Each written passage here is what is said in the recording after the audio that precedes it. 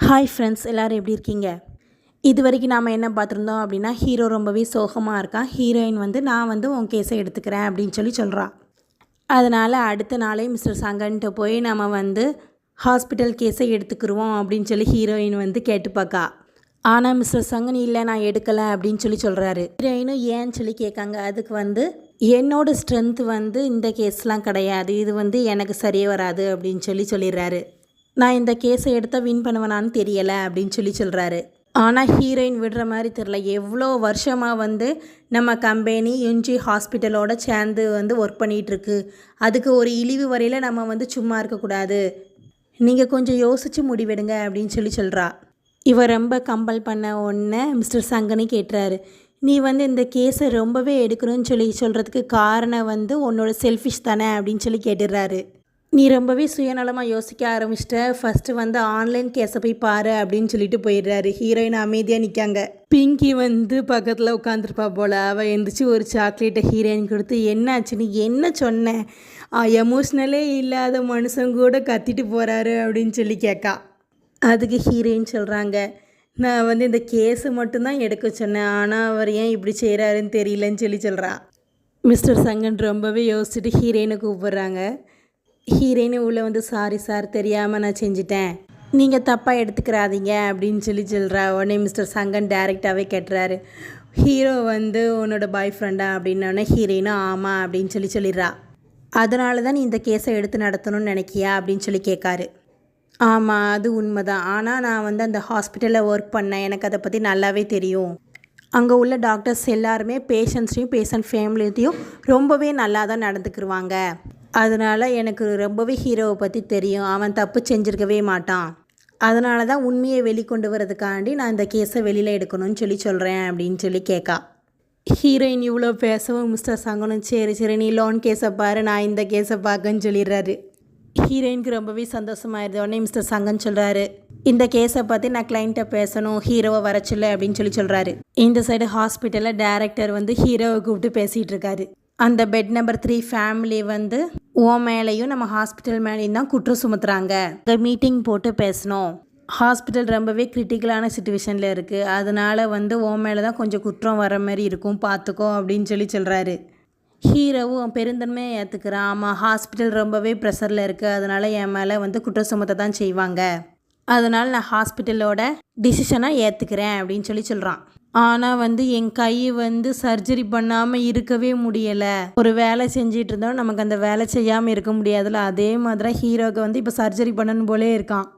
உடனே டைரக்டர் சொல்கிறாரு, நீ கொஞ்சம் பொறுமையாயிரு, ஹாஸ்பிட்டல்லேருந்து உனக்கு வந்து லாயரை அரேஞ்ச் பண்ணவா அப்படின்னு கேட்காரு. இல்லை வேண்டாம், ஹீரோயின் தான் இருக்காளே, அவள் பார்த்துக்கிறேன்னு சொல்லிட்டா அப்படின்னு சொல்கிறா. இந்த சைடு ஹீரோக்காண்டி ஹீரோவோட இன்டர்ன்ஸ் எல்லாருமே வெயிட் பண்ணிகிட்டு இருக்காங்க. காசன் தான் வந்து நீங்கள் எப்போ சர்ஜரி பண்ண வர போகிறீங்க, எப்போ திரும்ப வர போகிறீங்க அப்படின்னு கேட்கான். உடனே ஹீரோ சொல்கிறான், என்னது உனக்கு பனிஷ்மெண்ட் வேண்டியது இருக்கா அப்படின்னு கேட்கான். பனிஷ்மெண்ட்னாலும் பரவாயில்ல, நீங்கள் திரும்பி வாங்க அப்படின்னு சொல்கிறான். அங்கே உள்ள கேர்ள்ஸ்லாம் சொல்கிறாங்க, நீங்கள் வந்து டாக்டராகவே இல்லாட்டினாலும் பரவாயில்ல, எங்களுக்கு வந்து நீங்கள் லெக்சர்லாம் கொடுங்க அப்படின்னு சொல்கிறாளுங்க. ஆனால் வந்து கசன் வந்து, நீங்கள்லாம் சும்மா இருங்க, அவர் எப்போதுமே டாக்டர் தான், நம்ம எல்லோரும் ஹீரோக்காண்டி வெயிட் பண்ணுவோம், அவர் திரும்பி சீக்கிரமாகவே வந்துடுவார் அப்படின்னு சொல்கிறான். ஹீரோவும் உங்கள் எல்லாருக்குமே வந்து வேலை இருக்கும், போய் வேலையை பாருங்கள் அப்படின்னு அனுப்பிவிட்றான். ஹீரோயின் வந்து ஹீரோவுக்கு வந்து மெசேஜ் அனுப்பியிருக்கா, நீ வந்து ஃப்ரீயாக இருக்கையில் லா ஃபார்முக்கு வா அப்படின்ன உடனே ஹீரோவும் வந்துடுறான். ஹீரோயினை ஹீரோவை கூட்டிகிட்டு போய் மிஸ்டர் சங்கன்ட்டு விட்றா. அதுக்கப்புறம் ஹீரோயினும் உட்கார போகும்போது மிஸ்டர் சங்கன் சொல்கிறாரு, இவர் நமக்கு வந்த கிளைண்ட்டு கெஸ்ட்டு, நீ வந்து அவருக்கு தண்ணி குடிக்க மறந்துட்டியே அப்படின்னோடனே நான் போய் எடுத்துகிட்டு வரேன் அப்படின்னு ஹீரோயினை வந்து அனுப்பி வச்சிடுறாரு. ஹீரோ சொல்கிறான், என் கேஸை எடுத்ததுக்கு ரொம்பவே நன்றி அப்படின்னு சொல்கிறான். உடனே அதுக்கு மிஸ்டர் சங்கன் சொல்கிறான், இந்த கேஸில் வந்து ஜெயிக்கலாம் தோக்கலாம் எதுனாலும் நடக்கலாம் அப்படின்னு சொன்ன உடனே அதை கேட்ட ஹீரோவும், நாங்களும் இப்படி தான் வந்து பேஷண்ட்டோட ஃபேமிலிகிட்ட சொல்லுவோம், சக்ஸஸ் ஆகலாம் ஃபெயிலியர் ஆகலாம், அதேமாரி நீங்கள் சொல்கிறீங்க அப்படின்னு சொல்கிறான். அதுக்கு மிஸ்டர் சங்கன் சொல்கிறாரு, நீங்கள் வந்து என்கிட்ட வருவேங்க நான் நினச்சி கூட பார்க்கல அப்படின்ன உடனே அதுக்கு ஹீரோ சொல்கிறான், நீங்கள் கூட என்கிட்ட சர்ஜரி ரூமுக்கு வரலாம் அப்படின்னு சொல்கிறா. 2 பேரும் எதிர் புதிரமாக தான் பேசுகிறானுங்க. உடனே மிஸ்டர் சங்கனும், சரி இப்போ நான் வந்து உங்களோட லாயர் ஆகிட்டேன், என்ன நடந்துச்சுங்கிறது தெளிவாக சொல்லுங்கள் அப்படின்னு ரெக்கார்ட் பண்ணுறான். ஹீரோவும் நடந்தது எல்லாத்தையும் சொல்கிறான். அதுக்கப்புறம் சரி இதை பற்றி நான் வந்து நல்லா ரிசர்ச் பண்ணிக்கிறேன் அப்படின்னு சொல்லிட்டு மிஸ்டர் சங்கன் எந்திரிச்சு போயிடுறாரு. ஹீரோ உட்காந்துட்டு தான் இருக்கான். அப்போ வந்து ஹீரோயின் வந்த உடனே என்னாச்சு அதுக்குள்ளேயும் முடிஞ்சிட்டா அப்படின்னு சொல்லி கேட்கா. ஆமாம் முடிஞ்சிட்டு அப்படின்னு சொன்ன உடனே ஹீரோயின் வந்து உள்ளே போகிறதையே சங்கன் வந்து ஏக்கமாக பார்க்காரு. உள்ளே வந்து ஹீரோயின் என்னாச்சு இவ்வளோ சீக்கிரமாக முடிஞ்சிட்டு அப்படின்னு சொல்லி கேட்கா. உடனே அதுக்கு ஹீரோ அப்போ தானே நீ வருவ அதனால தான் சீக்கிரமாக முடித்தேன் அப்படின்னு சொல்லி சொல்கிறான். ஹீரோயின் வந்து கான்ட்ராக்ட்லாம் கொடுத்து சைன் பண்ண சொல்கிறா. ஹீரோவும் சைன் பண்ணிடுறான். அப்புறம் வந்து ஒரு ரெட் கலர் இந்த ஸ்டாம்ப் கையில் ஒட்டி வைப்போம்ல அந்த மாதிரி வைக்க சொல்கிறா. அதுக்கு ஹீரோ வந்து இல்லை நான் வைக்க மாட்டேன் அப்படின்னா சரி சரி நீ கல்யாணத்துக்கு தான் வைப்பேன்னு சொல்லுவேன் அப்படின்னு சொல்லி ஹீரோயினும் பிடுங்கி கையை வச்சிடுறா.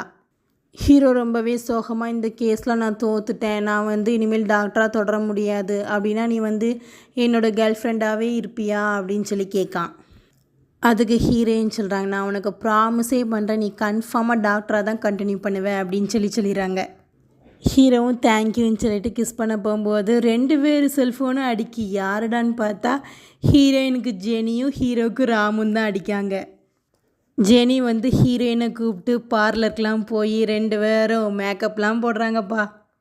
2 பேரும் இந்த பொம்மை எடுத்து விளாடுவாங்கள்ல அந்த விளாட்லாம் விளாண்டுட்ருக்காங்க. அப்போ வந்து ஹீரோயின் வந்து ஜெனியை பார்த்து கேட்காங்க நீ உண்மையிலே சந்தோஷமாக தான் இருக்கியா அப்படின்னா ஆமாம் நான் சந்தோஷமாக தான் இருக்கேன் அப்படின்னு சொல்லி ஜெனி சொல்லிடுறா.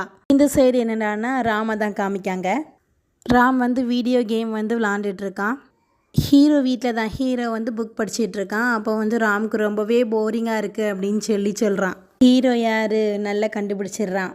நீ வந்து ஜெனியை லவ் பண்ணுறத ஜெனிகிட்ட சொல்ல வேண்டியதுனப்பா அப்படின்னு சொல்லி கேட்கான். அதுக்கு வந்து இப்போ அவளுக்கு வந்து பாய் ஃப்ரெண்ட் கிடச்சிட்டு அப்படின்னு சொல்கிறான். அதுக்கு ஹீரோவும் இவ்வளோ சீக்கிரமாவா அப்படின்னு சொல்லி கேட்கான். அதுக்கு ராம் வந்து கையில் உள்ள ஒரு பொருளை தூக்கி போட்டு ஆமாம் அதெல்லாம் அப்படித்தான் அப்படின்னு சொல்லிட்டு ட்ரிங்க் பண்ணிக்கிட்டு இருக்கான்.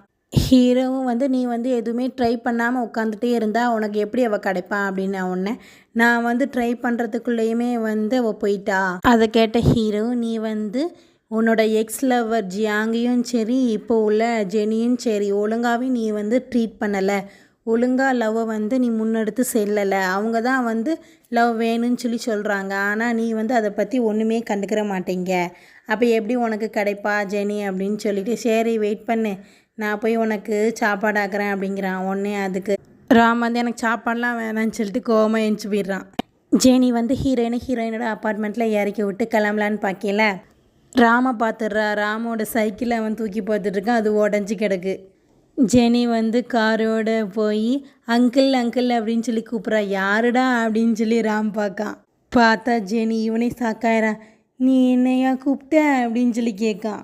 ஆமாம் நான் உங்களை தான் அங்கிள்னு கூப்பிட்டேன், ஏன்னா வந்து நீ என்னோடய ஃப்ரெண்டோட பாய் ஃப்ரெண்டோட அங்கிளில் அதனால எனக்கும் அங்கிள் அதனால நான் உங்களை அங்கிள்னு கூப்பிட்டேன்.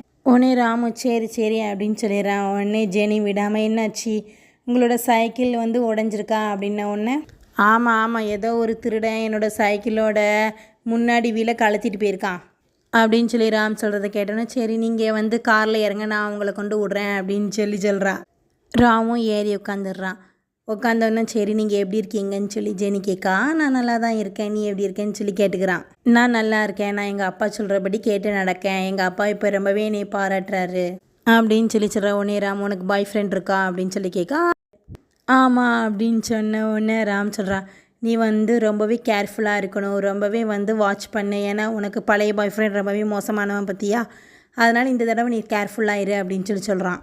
அதுக்கு ஜெனி வச்சு இல்லை இவன் அப்படி கிடையாது, இவன் வந்து எங்கள் அப்பாவோட ஃப்ரெண்டோட பையன், அவனை பற்றி எனக்கு ரொம்பவே தெரியும் அப்படின்னு சொல்லி ஜெனி சொல்கிறா. உடனே ராமுக்கு ஹீரோ சொன்னதான் ஞாபகம் வருது, நீ தான் வந்து ஃபஸ்ட்டு வந்து லவ்வை சொல்லணும் அப்படின்னு சொல்லியிருப்பான். உடனே வந்து ராம் சொல்லிடலான்னு நினைக்கான், ஆனால் அவனால் முடியல. ராம் பேச ஆரம்பிக்கிறது முன்னாடியே வந்து ஜெனி வந்து ஜியாங்கை பற்றி பேச ஆரம்பிச்சிடுறா.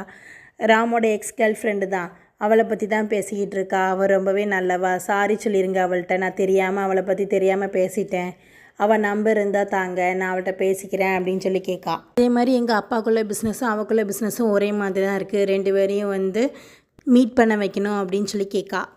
ஜியாங் பற்றி பேசின உடனே ராமுக்கு ரொம்பவே கோவம் வந்துடுது. காரை நிறுத்து அப்படின்னு சொல்கிறா. நம்ம இன்னும் போகலையே அப்படின்னு சொல்கிறா. பரவாயில்ல நான் வந்து நடந்து போக தான் ஆசைப்பட்றேன், நிறுத்து அப்படின்னு சொல்லிட்டு ஜியாங்கோட ஃபோன் நம்பரை நான் உனக்கு அனுப்பி வைக்கேன் அப்படின்னு சொல்லி பிசாட்டு நடந்து போயிடுறான். இந்த சைடு அவனோட புக் ஸ்டோருக்கு வந்து பார்த்தா பக்கத்தில் உள்ள ஜெனியோட ரெஸ்டாரண்ட்டில் வந்து ரெனிவேஷன் நடந்துக்கிட்டு இருக்கு. ரொம்பவே சத்தமாக இருக்குது. உடனே ராம் வந்து ரொம்பவே டைம் ஆகிட்டு இன்னுமா நீங்கள் வந்து ஒர்க் பண்ணிகிட்ருக்கீங்க அப்படின்னு சொல்லி கேட்கான். அதுக்கு அவனும் ஆமாம் ஆமாம் நான் வந்து சீக்கிரமே என்னோடய ஸ்டோரை திறக்கணும், அதனால தான் நான் வந்து ஒர்க் பண்ணிகிட்ருக்கோம் அப்படின்னு சொல்லி சொல்கிறான். ராம்கோ வந்துடுது. சாயந்தரம் 7 மணிக்கு மேலே வந்து ரெனோவேஷன் பண்ணக்கூடாது, அது உங்களுக்கு தெரியாதா அப்படின்னு சொல்லி கேட்கான். அதுக்கு புதுசாக வந்தவனும் சத்தமாக இருந்தால் உங்கள் வீட்டுக்கு போய் தூங்குன்னு சொல்லிட்டு போயிடுறான். ராமும் வேறு வழி இல்லாமல் போய் அவனுக்குள்ளே பெட்டில் உட்காந்துருக்கான். அப்பமும் அந்த புதுசாக வந்து அவன் விடுற மாதிரி இல்லை. ராம்குள்ளே டோரை திறந்து உள்ளே வந்து இங்கே ஒரு டோர் இருக்கா அப்படின்னு சொல்லி ஆச்சரியமாக பார்த்துருச்சு. இங்கே வந்து வாழை வச்சு நான் வந்து அடைக்கணும், ஒரு செவரை எழுப்பணும், அப்போ தான் டிஸ்டர்பன்ஸ் இல்லாமல் இருக்கும் அப்படின்னு சொல்லி சொல்கிறான். உடனே ராம்கோ வந்துடுது. அப்படிலாம் வந்து நீ வந்து செவரெலாம் எழுப்ப முடியாது அப்படின்னு சொல்லி சண்டைக்கு போயிடுறான். ராம் வந்து பேச தான் செய்கிறான். ஆனால் வந்து ஏத்தாப்பில் உள்ளவன் ராமை பிடிச்சி தள்ளி விட்டதில் வந்து ஒரு செல்ஃபில் வந்து ராம் புக்கு, அடுத்து ஜெனிக்கு கொடுக்கணும்னு நினச்ச அந்த ஃபிஷ்ஷு கிளாஸ் ஃபிஷ்லாம் வச்சுருந்தான், எல்லாமே கீழே விழுந்து அந்த கிளாஸ் ஃபிஷ் வந்து உடஞ்சிருது. அதை பார்த்த ராமுக்கு ரொம்பவே கோவம் வந்து அவனை அடிக்க ஆரம்பிச்சிடுறான். அடி வாங்கினவன் நான் போய் போலீஸை கூப்பிட்டு வரேன்னு சொல்லிட்டு போயிருக்கான். நீ போய் கூப்பிடு அப்படின்னு சொல்லி உட்காந்து அந்த கிளாஸ் ஃபிஷ்ஷை எடுத்து தான் வந்து ராம் ரொம்பவே கவலையாக அழுதுகிட்டு இருக்கான். இந்த சைடு என்னன்னா ஜெனி ரொம்பவே ட்ரிங்க் பண்ணிவிட்டு இருக்கும்போது ஜெனி கடைக்கு புதுசாக வந்தோம்ல, அவன் தான் ஃபோன் பண்ணி யார் வந்து உன் ஸ்டோர் பக்கத்தில் இருக்கிறான், அவன் ரொம்பவே மோசமாக நடந்துக்கிறான், நீ வந்து என்ன ஏதுன்னு சொல்லி விசாரித்து சொல்லு வா அப்படின்னு சொல்லி கூப்பிட்றான். ஜெனியும் கிளம்பி வந்து பார்த்தா அங்கே வந்து ராம் ரொம்பவே அடிபட்டு உட்காந்துருக்கான். உடனே ஜெனி வந்து என்ன ஆச்சுன்னு சொல்லி கேட்கா. அதுக்கு ராம் நீ இன்றைக்கும் குடிச்சியா அப்படின்னு சொல்லி கேட்கா. ஆமாம் என் ஃப்ரெண்ட்ஸ் எல்லாம் இருந்தாங்க அதனால நான் குடித்தேன். ஆமாம் அவன் எங்க அப்படின்னு சொல்லி கேட்கா. அவன் மருந்து வாங்க ஹாஸ்பிட்டல் போயிருக்கான் அப்படின்னு சொல்லி சொல்கிறான். அதுக்கு ஜெனி உனக்கும் தான் அடிபட்டிருக்கு, நீ ஏன் வந்து மருந்து வாங்க போகல அப்படின்னு சொல்லி கேட்கா. அதெல்லாம் எனக்கு தேவையில்லை அப்படின்னு சொல்லி ராம் சொல்கிறான். அதுக்கு உன் ஃபேமிலியில் உள்ளவங்களாம் உன்னை பார்த்து ரொம்பவே கஷ்டப்படுவாங்க, வா உனக்கு மருந்து போடலாம் அப்படின்னு சொல்கிறான். யாருமே என்னை பற்றி வந்து கவலைப்பட மாட்டாங்க அப்படின்னு சொல்லி ராம் சொல்கிறான். ஆனால் நான் அப்படின்னு சொல்லி சொல்ல வந்துட்டு நான் வந்து அவனுக்கு மெடிசனுக்குலாம் காசு கொடுக்க வேண்டியது வந்துடும்ல, அதை நினச்சி கவலைப்படுறேன் அப்படின்ட்டு மாற்றிடுறா பாவம். அதுக்கப்புறம் ராம் கையை பிடிச்சி தூக்குறா. பாவம் இவளே குடிச்சிருக்கா, தள்ளாடி இவ கீழே இவளை போடுறதுக்குள்ளேயும் ராமே பிடிச்சிடுறான். பிடிச்சவொடனே நீ வந்து உன்னோட பாய் ஃப்ரெண்டை பிரேக்கப் பண்ணிடு அப்படின்னு சொல்லிட்டு நடு ராத்திரியில் வந்து உன்னைய வெளியில் அனுப்பியிருக்கான், ரொம்பவே மோசமானவனாக இருக்கான் அப்படின்னு சொல்லி சொல்கிறான். அதுக்கப்புறம் ராம் கடைக்குள்ளே போய் ஜெனி வந்து புக்கெல்லாம் எடுத்து அடுக்கி வைக்கா. அப்பவும் ராம் விடல. அவன் உன்ட்ட எப்படி நடந்துக்கிறான் அப்படின்னு சொல்லி கேட்கான். அவன் நல்லா தான் நடந்துக்கிறான் அப்படின்னு சொல்லி ஜெனி சொல்கிறா. அதுக்கப்புறம் நீங்கள் எல்லாம் வந்து எனக்கு மெச்சூரிட்டி ரொம்பவே கம்மியாக இருக்குன்னு சொன்னீங்க, அதனால் நான் வந்து இப்போ மெச்சூரிட்டியாக நடந்துக்கணும்னு நினைக்கிறேன், ஆனால் இதுவே ரொம்ப லேட் ஆகிட்டு அப்படின்னு சொல்லிட்டு நான் வந்து அவனோட தூக்கத்தை கெடுக்க விரும்பலை, அதனால தான் நானே வந்தேன் அப்படின்னு சொல்லி சொல்கிறா. ராம் ரொம்பவே கவலையாக இவ சொல்கிறத கேட்டுட்ருக்கான். ஃபஸ்ட் எய்ட் பாக்ஸை எடுத்துகிட்டு வந்து ராமுக்கு மருந்து போடலான்னு நினைக்கிறேன், ஆனால் வந்து ராமுக்கு பிடிக்காதுன்னு நினச்சிட்டு நீயே போட்டுக்கோ அப்படின்னு சொல்லிடுறா. அதுக்கப்புறம் சொல்கிறான் வந்து பக்கத்து கடைக்கார வந்து செவரை எழுப்புனா எழுப்பட்டோம் அப்படின்னு சொல்லிடுறா. அவன் சொல்கிறான் அப்போனா அந்த கதவு வந்து உனக்கு ஒன்றுமே இல்லை அப்படியா அப்படின்னு சொல்லி கேட்கா. அதுக்கு அவள் சொல்கிறா இல்லை செவரு எழுப்புறது தான் நல்லது அப்படின்னு சொல்லிட்டு ஜெனி கிளம்பி போயிடுறா. இந்த சைடு வந்து ஹீரோயின் மிஸ்டர் சங்கன், அதுக்கப்புறம் ஹீரோவை அடித்தாங்க தெரியுமா, அந்த பெட் நம்பர் 3யோட ஃபேமிலி, அவங்க 4 பேர் உட்காந்து பேசிக்கிட்டு இருக்காங்க. ஹீரோயின் தான் சொல்கிறாங்க நாங்கள் தான் டாக்டர் வென்னோட லாயர்ஸ். அதுக்கு அந்த ஆள் வந்து ஆமாம் எங்களுக்கு வந்து காம்பன்சேஷன் கண்டிப்பாக வேணும், 600,000 வேணும் அப்படின்னு சொல்கிறான். உடனே ஹீரோயினும் 600,000 அப்படின்னு சொல்லி கேட்காங்க. ஆமாம் இது கொஞ்சம் அதிகம்தான், ஆனால் எங்களுக்கு தேவைப்படுதே அப்படின்னு சொல்கிறது கேட்ட மிஸ்டர் சங்கனும் நிறைய பேர் விட்னஸ் இருக்காங்க, நீங்கள் தான் வந்து சண்டையை முன்னிறுத்துனீங்கன்னு சொல்கிறதுக்கு, அதுமாரி நீங்கள் வந்து ஆனால் ரீசனே இல்லாமல் கிளைம் பண்ணுறீங்க அப்படின்னு சொல்கிறது கேட்ட அந்த லேடியும் உங்களுக்கு வந்து ப்ரூவ் பண்ண எவிடன்ஸ் வேணும்ல, அந்த டாக்டர்ஸ் எல்லாமே அவன் சைடு தான் இருப்பாங்க, நெட்டிசன்ஸ்லாம் எங்கள் சைடில் இருக்காங்க. அதுக்கு ஹீரோயினும் நீங்கள் வந்து அவனை அடிச்சிருக்கீங்க, ஆனால் இப்போ உங்களுக்கு நீதி வேணும்னு சொல்லி கேட்டுட்ருக்கீங்க. அதுக்கு அந்த லேடியும் எங்களுக்கு ஒன்றும் தெரியாது, காம்பன்சேஷன் கண்டிப்பாக வேணும் அப்படின்னு சொல்கிற உடனே அதை கேட்ட ஹீரோயினுக்கு ரொம்பவே கோவம் வந்துடுது. டாக்டர் வென் வந்து ஒரு தப்பும் செய்யலை அப்படின்னு சொல்லி கத்துற. உடனே வந்து மிஸ்டர் சங்கன் ஹீரோயினை ஒரு மாதிரி பார்த்துட்டு இந்த கேஸை பற்றி இன்னும் நான் வந்து விசாரிக்க வேண்டியது இருக்குது, காம்பன்சேஷனை பற்றி நான் யோசிக்கேன், நீங்கள் வந்து ரீசனே இல்லாமல் சொன்னீங்க அப்படின்னா கோர்ட் வந்து ஒன்றுமே தராது, நான் போயிட்டு வரேன் அப்படின்னு சொல்லி கிளம்பிடுறாரு. அதுக்கப்புறம் ஹீரோயின்ட்ட வந்து அந்த லேடியும் அந்த ஆளும் சேர்ந்து பேசுகிறாங்க. உங்களுக்கு தான் அந்த டாக்டர் பற்றி தெரியும்ல, அந்த டாக்டர்கிட்ட கேட்டு எங்களுக்கு ஒழுங்கு மரியாதையாக காம்பன்சேஷனை வாங்கி தர பாருங்க, அப்போ தான் அவனுக்கு அந்த டாக்டர் ஜாபே இருக்கும் அப்படின்னு சொல்லுங்கன்னு சொல்லிட்டு போகிற போக்கில் அந்த ஆள் ஹீரோயினை ஒரு தள்ளிட்டு போயிடுறான். அப்போ பார்த்து டாக்டர் குயின் அங்கே தான் இருக்காங்க. ஓடி வந்து ஹீரோயினை வந்து தூக்குறாங்க. சைடு என்னடானா ஹீரோ வந்து நல்லா சூப்பராக சமைச்சிக்கிட்டு இருக்கான். அப்போ வந்து டாக்டர் குயின் தான் வந்து ஹீரோவுக்கு கால் பண்ணி இந்த மாதிரி ஹீரோயினுக்கு அடிபட்டுட்டு நீ உடனே வான்னு சொன்ன உடனே ஹீரோவும் கிளம்பி வரான். கசின் தான் ஹீரோயின் கிட்டே உட்காந்து பேசிக்கிட்டு இருக்கான். அப்போ ஹீரோ ஓடி வந்து ஹீரோயின் கையை பார்க்கான்.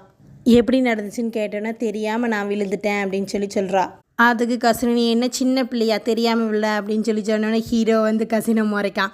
நீ கசின் பேசாட்டு இருக்கான். உடனே டாக்டர் குயின் ஹீரோவை கூப்பிட்டு அவள் போய் சொல்கிறா, உண்மையிலே வந்து அவள் அந்த ஃபேமிலியில் உள்ளவங்க தான் தள்ளி விட்டு போயிட்டாங்க அப்படின்னு சொன்னால் ஹீரோ ரொம்பவே கவலைப்படுறான். அப்போது ஹீரோ வந்து இன்னும் எத்தனை பேர் இருக்காங்கன்னு சொல்லி பார்க்க நிறைய பேர் நிற்காங்க. சரி ரொம்ப லேட் ஆயிரும், நானே உனக்கு பண்ணுறேன் அப்படின்னு சொல்லி ஹீரோவே ஹீரோயினுக்கு கட்டுப்பட்டு விட்டுறான். அப்போ ஹீரோ ரொம்பவே வருத்தப்பட்டு நான் தான் உன்னையே பாதுகாக்க மறந்துட்டேன் அப்படின்னு சொல்கிறான். அதுக்கு ஹீரோயினும் ஹக் பண்ணிட்டேன், இல்லை அப்படிலாம் இல்லை, என்னோட மிஸ்டேக் தான் அப்படின்னு சொல்கிறா. அடுத்து என்ன நடக்குதுங்கிறத நம்ம நெக்ஸ்ட் பார்ட்டில் பார்ப்போம். இந்த ட்ராமா உங்களுக்கு பிடிச்சிருந்தா மறக்காமல் நம்ம ஆர்ஆர் ட்ராமாஸ் சேனலை லைக் பண்ணுங்கள், ஷேர் பண்ணுங்கள், சப்ஸ்கிரைப் பண்ணுங்கள். தேங்க்யூ.